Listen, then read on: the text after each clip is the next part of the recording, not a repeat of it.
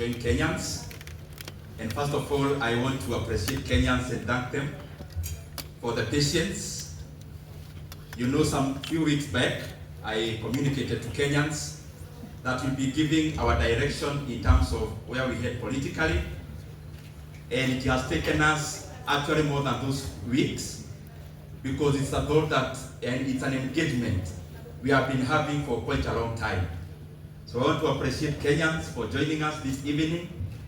I also want to appreciate the great people of Kiharu for giving me an opportunity to be a leader in this country.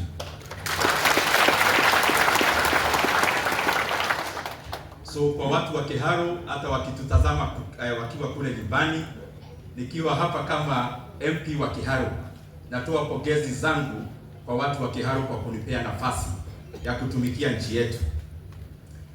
Na nitakuwa nachanganya lugha, nitaongea kwa Kiswahili na pia nitaongea kwa Kizungu, kwa sababu ningetaka pia nikitoa hii hotuba tushirikiane pia na wazazi wetu wale wanatutazama. That is why I'll be gravitating around the two languages. I want to appreciate all my friends who have come even before I proceed. This was meant to be a press conference, but I see the hall is already full, even outside and inside. So kwa nyinyi marafiki wangu wote ambao mmefika hapa from all corners of Kenya, I want to appreciate you. Asanteni sana. I also want to take this opportunity to thank the leaders who have joined us. Today, we wanted this day to be a day of the message that we have for Kenyans. And therefore, we invited a few leaders. And I am glad that all the leaders that we invited are here. I want to appreciate my senior and a leader we all know, Governor James Orengo. Thank you very much. I want to appreciate my brother, the Member of Parliament for Udai, Mheshimiwa Dan Masako. Na pia ningetaka nitambue Senior Counsel ambaye ni Senator wa Nyamira Okongo Omogeni. Asante sana. They'll be getting a chance later as we proceed. I have been carrying a heavy burden, and I have to say this to my compatriots, the people of Kenya, because I believe, even as I make a political decision, these are the kind of decisions we have made previously, and there are some lessons we have gained out of that. And therefore, my heart has been burdened and have been burdened for many months, because I have been thinking and praying that in whatever direction I take, politically speaking, that the people of Kenya must be the great consideration that I have. I have participated before in national campaigns, as you all know, na nikazunguka Kenya mzima. And through the lessons of campaigns and the lessons during governance, I have come to appreciate that it's actually easier to campaign than to govern. And I say so because as we participated in the campaigns last year, and I'm saying this in good faith, I realized even after we won that the real battle was not in the campaigns. The real battle was in the deliverables that Kenyans expected. And I have to say, at some point I was disappointed. And I'm saying this again in good faith, because we had a captain, and I always think that as you head forward as a leader, you must be crystal clear on where you are taking the people. Unfortunately, after we won, I want to be honest with Kenyans that we engaged in a lot of trial and error, and especially in the beginning years. And that is the reason I have been having a burden, that whatever I do in terms of politics, it has to be based on the right governance after the win, even as we head towards the winning. And the decision we are making today, and I'm communicating to Kenyans today, is on how we proceed forward. But as you all know, the choice on the table this evening, or the decision we are making, it is not about where we were and where we should be. Where we were, we left. It is a matter of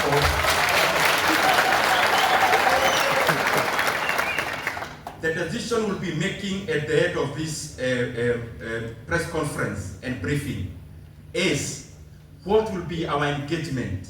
Where are the people of Kenya as we make this decision?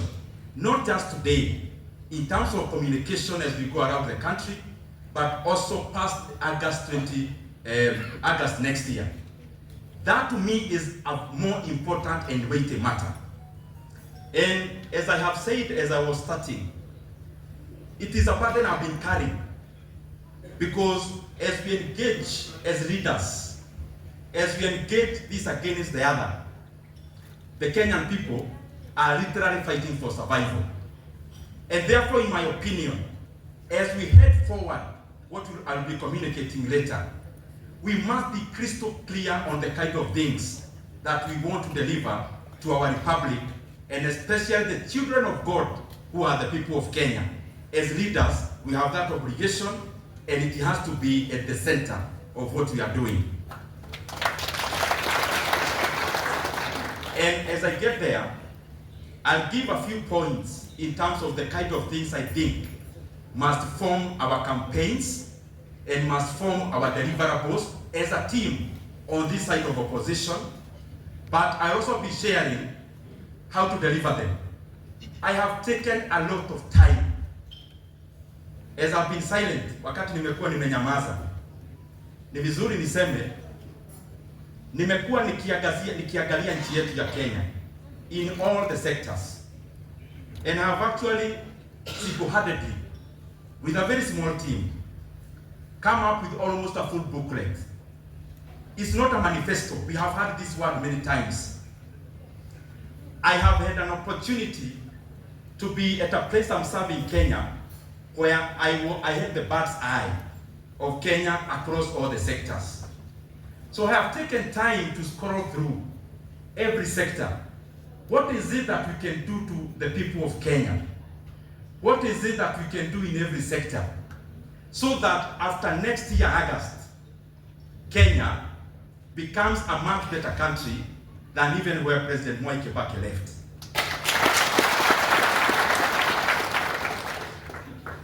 And as I say this, allow me to say for those who are watching us for the first time and hearing maybe about Kiharu for the first time. Kiharu constituency, which I represent, is a very vast constituency. In fact, our two neighbors are smaller than Kiharu in all respects. Landmass, number of voters, landmass. Number of voters, landmass, number of schools, across all respects. And I am very glad to start here as Member of Parliament for Kiharu, serving my second term, because we have been able to transform many things across the education sector. And I'll name just two. Being a vast rural constituency, we have many schools, public primary schools. We have actually around 120 public primary schools in Kiharu. And I want to confirm here to the people of Kenya that all our public primary schools, the one we got, the ones we have built, children in a rural constituency like Kiharu, they go to school where all classrooms are tiled. Na sio tiles peke yake, ni kutengeneza shule inakuwa shule mzuri, over and above building the new ones that we have done. There is also another program we have done of landscaping our schools. We have currently done capital to 75 schools across Kiharu. In fact, many times people do weddings in Kiharu, wanaitaka kupigiwa picha, photo session in our public primary schools.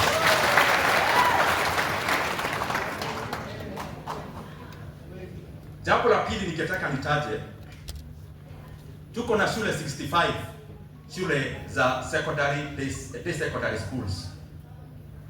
And we have around 12,000 learners in those schools.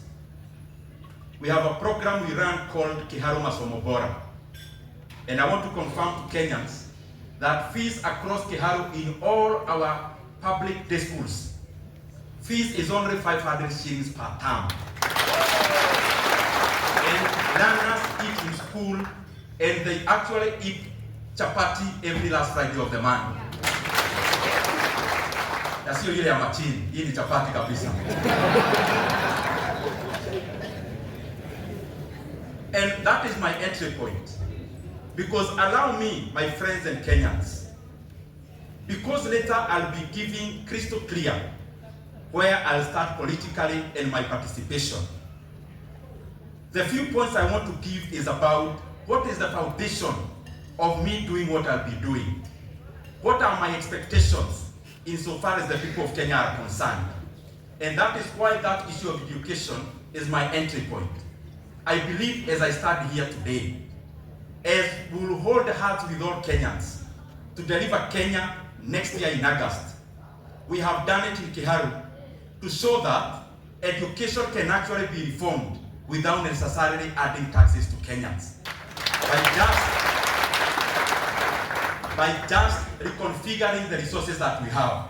And in the education sector, these are my expectations, together with the people on the opposition side, whom will be seeking an opportunity to deliver Kenya next year. On the education sector, and I'll be giving just a summary. We start from ECD. I know it's a devote function. The points I'll be giving, some may require changes in law. Others may require just an executive direction. Others just funding.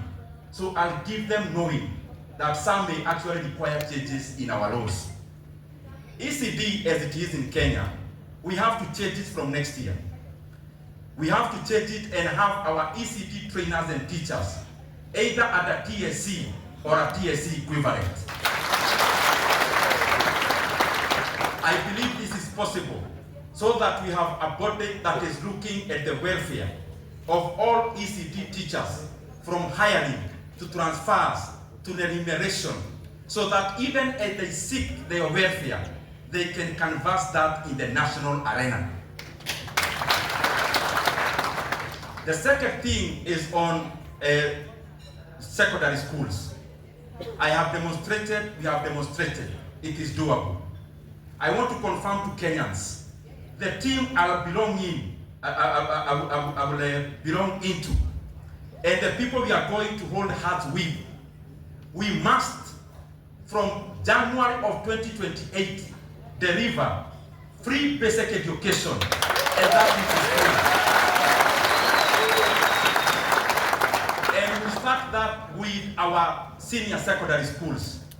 Of the 3.5 million Kenyans and learners in our senior secondary schools, we only require an additional 35 billion Kenya shillings. My proposal is as follows: that NGCDF will contribute 10 billion shillings into that kitty. The equitable share of our counties, because they also give bursaries, they also contribute 10 billion Kenya shillings. And the third issue is that the national government to give in 15 billion Kenya shillings.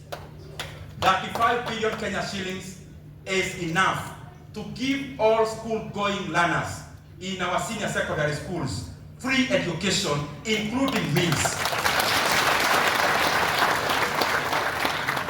The other thing, as we look into that, is that we also must diversify the menus in our schools, so that our schools become also centers of markets of our produce in our villages. Kama unatoka pahali Muthokoi iko, kama unatoka pahali kwa Githeri, pahali kwa Matoke, it is important that we incorporate even those kind of menus into our schools, so that even farmers in our villages can find that as a local marketplace to sell their produce. Na wale wanatutazama wazazi wetu, mimi nasema ya kwamba nimeangazia na nimechukua Kenya mzima na nikaangalia fedha tuko nazo, na zile bili unapeana leo ni vitu tunaweza fanya bila kuongeza kodi kwa Wakenya. na ndio nimesema next year lazima tukikomboa Kenya in the January of 2028, lazima Kenya ipee watoto wa Kenya masomo bila malipo, tukianza na senior secondary schools, wasome bila malipo yoyote na wakuwe wanakula shule. Na nimefanya hiyo mahesabu na najua kwenye pesa itatoka. In our universities we have a challenge. Mimi nimepata fursa, nimeitwa na university students na nimeweza kuona ya kwamba the demographics are changing. Wale wanasoma kama sisi kutoka familia hazijiwezi, nimeona ni gumu sana, kwa sababu nimeitwa na university students engineering, nimeenda kwa madaktari na nikaona iko shida kubwa sana ya watu kutoka day schools, wanafunzi kutoka familia zile ziko chini sana kupata nafasi ya kufanya kozi kama hizo. Pia hapo kuna jambo tumefanya, ni vile tunapeana summary. The second thing, and I want to finish first with social response, because there are two things that are important which are social investments. One is education, the other one is health. Education adds value to a human being, and health services labor, and the provider of labor is a human being. On the side of health, mambo ni mawili nimeona yale changamoto kubwa. Changamoto ya kwanza ni sisi viongozi tumeingilia mfumo ya healthcare. Unapata kama system ambayo ina manage healthcare ya Wakenya wenyewe ni wenye tu wanaongoza nchi. Jambo ya kwanza, system kama hiyo ya IT, it must be owned by the government of Kenya. Jambo la pili, na hiyo ni changamoto kubwa, and I said I'll be mixing language, is the issue of funding. I have looked at the amount of money we collect in our healthcare system, in whatever name you call it, the previous one of NHIF and the current one. And whatever we say, whatever we promise, the point of the matter is that there is a funding gap. And my proposal is as follows, that starting the year 2028, the amount of money Kenyans are contributing into NSSF, in their pensions, their retirement, we have that percentage, we reduce it by 50%. That extra 50% reduction goes into healthcare, and that will add into our healthcare system an extra 40 billion shillings ambayo itapea wa Kenya afya mwafaka na yenye hawatakuwa wanarudi kwa mfuko kulipa. Many families have been ravaged by bills.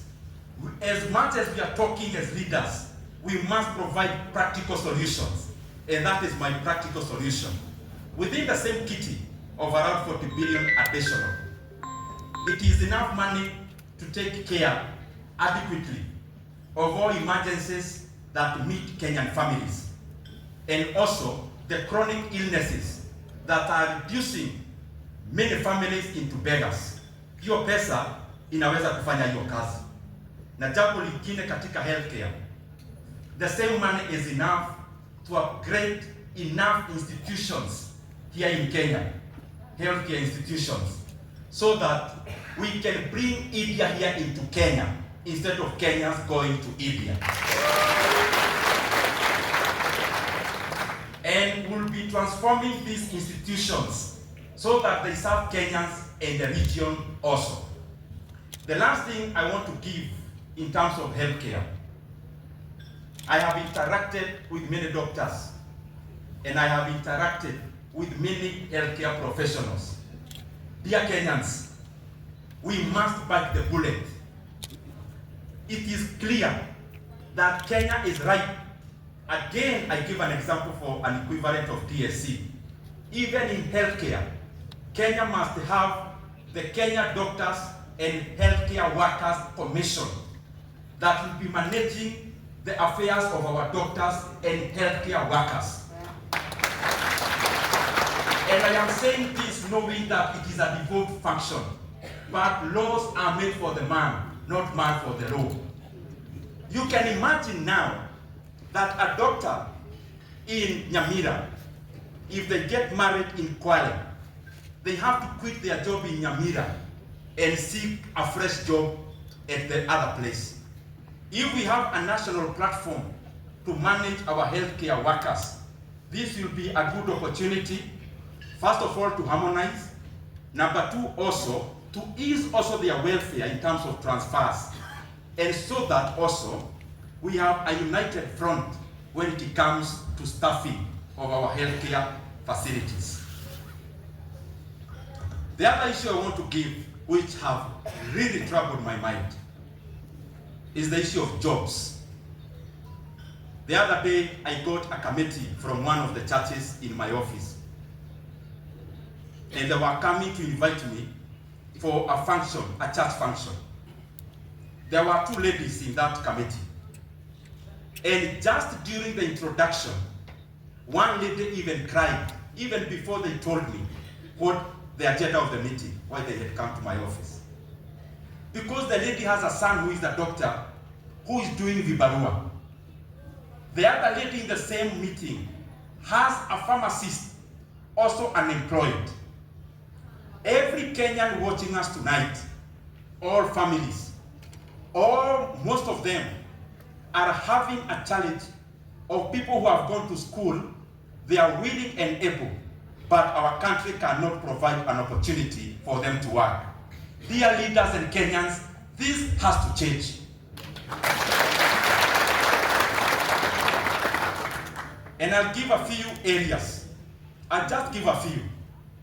One is that all the economies of the world that we study, from Singapore that we all hear about, I know you are almost laughing,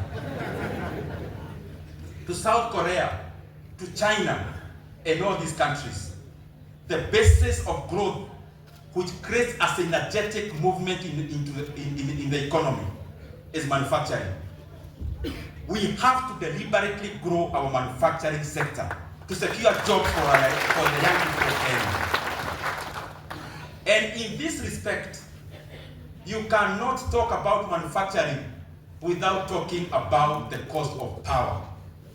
And that is why, in terms of manufacturing, the proposals I have come with are domiciled, number one, around getting power adequate in Kenya, but also cheap.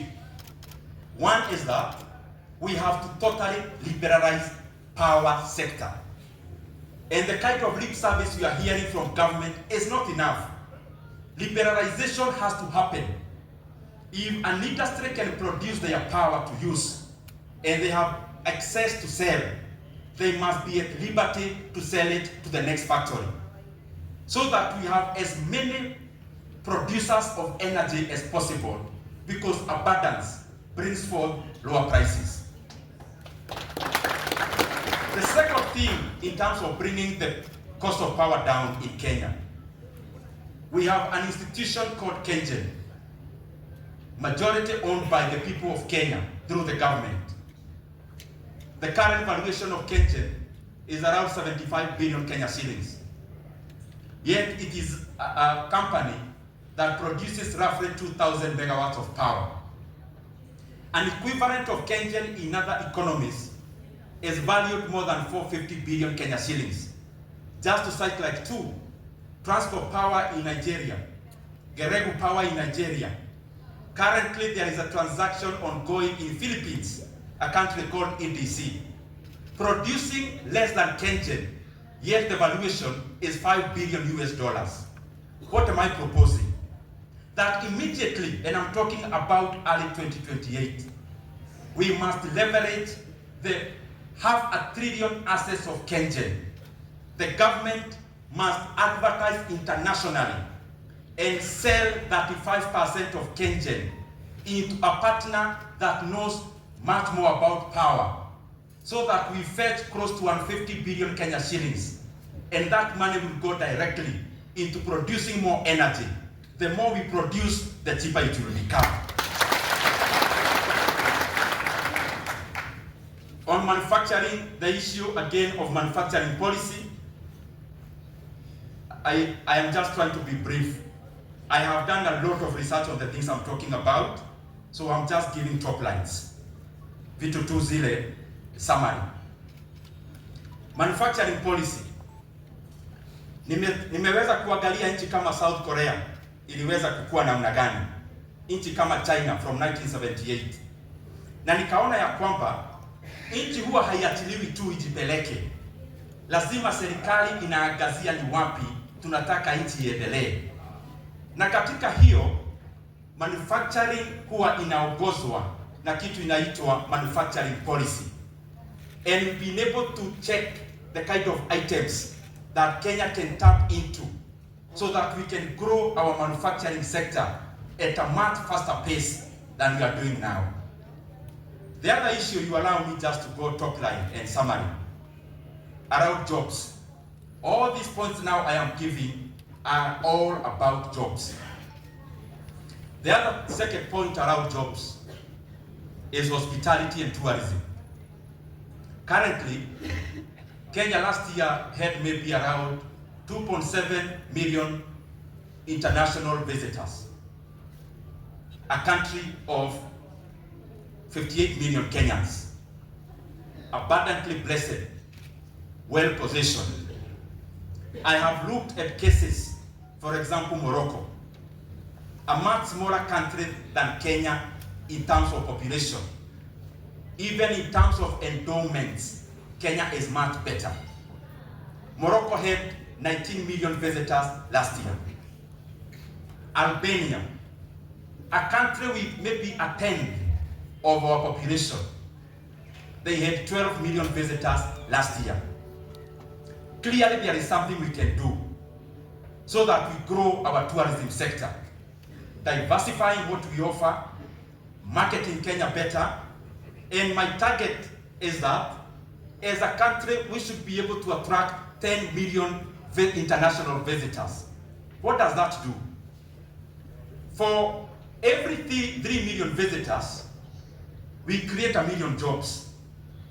If we have 10 million visitors, we are talking about 3 million direct jobs. And every one direct job in hospitality and tourism creates 3 more jobs indirectly through agriculture, through transport, and the rest. It is clear that we can do more, attract more visitors into Kenya, and clearly create more than 3 million direct jobs for the great youth of Kenya who are watching us tonight.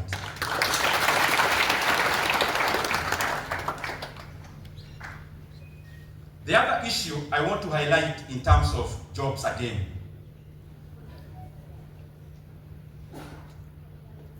All this I'm giving is about jobs because I've realized there is no way you can say you are growing an economy when many Kenyans qualified are idle. So allow me to highlight the issue of finance industry. Kenya has many banks, over 40. Whether big or small, they all make money. How then do we give an advantage to others that is in our country? My proposal is this way. Kenya must covertly frustrate the takeover of the Kenyan banks by international institutions.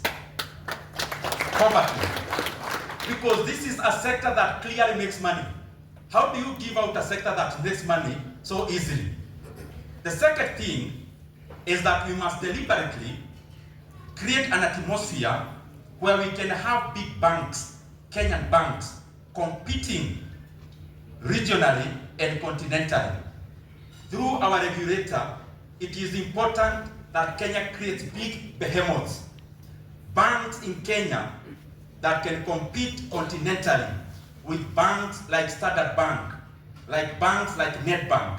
And this, I have done what should be done by the regulator, so that even as we grow competition in our finance industry, we also have big enough institutions that can compete across the continent, because this fetches Kenya money from other markets. Tuko pamoja? Allow me so that I am sequential. To highlight just briefly about agriculture. Agriculture currently is dominant in our economy when it comes to jobs. Many Kenyans in rural areas, precisely 70%, are employed in the agricultural sector. But the productivity is too low. Even with the fertilizer subsidy, Kenya is facing an imminent maize food shortage in the next 3 months. I can assure you, Kenya can only import maize to sustain ourselves in the next 3 months. Therefore, this shows whereas some policies can be enhanced and become better, we also need additional policies around agriculture. And just to give a few, when it comes to cash crops and food crops like maize, beyond fertilizer, we need also to participate by availing to our farmers cheaper or even much more subsidized certified seed of maize. Because there is the issue of production, but there is also the issue of productivity. Hata ukipea fertilizer mbegu ambayo ni sio mzuri sana, fertilizer can only do so much. So that is one of the areas to grow productivity and production. But holistically, when it comes to cash crops like tea and coffee, na najua kuna wakulima wengi wanatutazama hapa leo, wako katika eneo mingi za Kenya. Kenya haifanyi enough kwa kusaidia wakulima wetu kuzalisha vizuri coffee and tea, na pia kwa wao kupata mapato mwafaka. Na kwa hayo, beyond the fertilizer which we must avail to Kenyans, we must also do much more. Kenyans are also asking for more affordable pesticides and other inputs within agriculture. The second thing is about marketing. Yes, we grow this tea and coffee, but we can look at where we can fetch better prices, what kind of products. We must deliberately, as a country, embrace speciality, so that as we grow our tea, na tukikuza kahawa yetu, tunakuza ile iko na bei ya juu sana katika bei za kidunia na soko ya duniani. And agriculture has a potential to raise productivity to the millions of farmers who are engaged in it. Mniruhusu niende nikimaliza. Na nikiongea kwa sauti mnisamehe, hii ni kitu ambayo imeumiza roho yangu sana. Because I think our country can do more, but there are some chokes and there are some bottlenecks that we have to deal with. Utaniruhusu niende kwa vitu zingine, sio sasa za kazi. Na so that I'm sequential. Hizi vitu nimezifanya mwenyewe, lakini ningetaka naangalia ndio tusiache ile muhimu.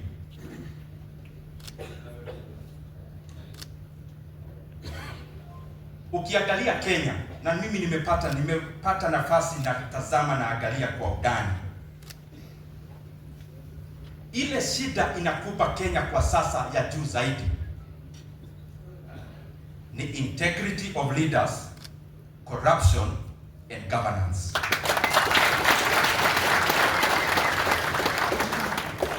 Dear Kenyans, kama kuna kitu lazima tufanye kwa dharura, ni kwamba we can no longer continue to stomach leaders who get elected and their ambition is to get richer than the leaders they embraced. Na nimeweza kufikiria sana, na mimi natoa mawazo yangu ya kwamba kiongozi akichaguliwa Kenya katika nyadhifa ya juu, immediately anakuwa ndiye mwanabiashara mashuhuri sana Kenya katika sekta zote. And you know, dear Kenyans, this issue I want to call patronage. We are all paying the price of it. In the year 2022, We use a lot of cement in Kiharu because of construction that we do there. Cement, a bag of cement was around 550 shillings. Now it is over 50% higher than that for the same. But Kenyans also need to know, for every cement you buy, whatever the brand, 90% of the chance is that money is going into the pocket of one Kenyan.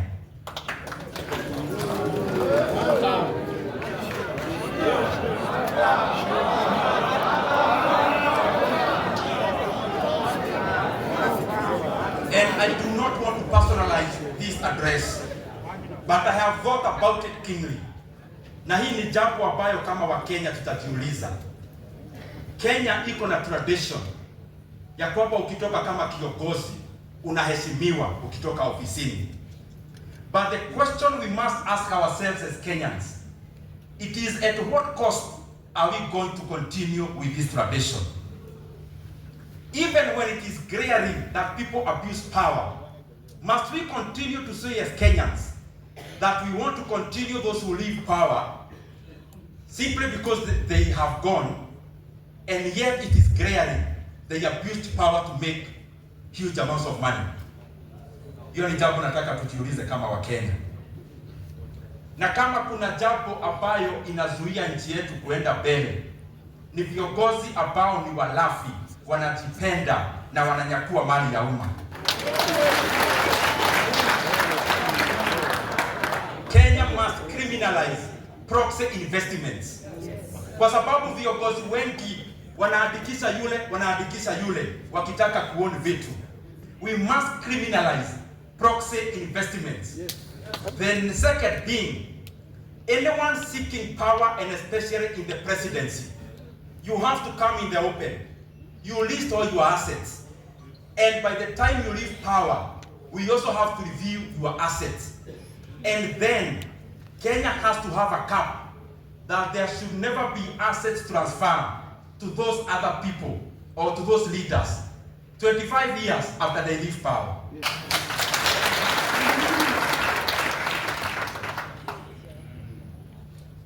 Hii ingine nitakibia kiasi, mambo ya madeni. Kenya kwenye iko sasa, Wakenya wenzangu,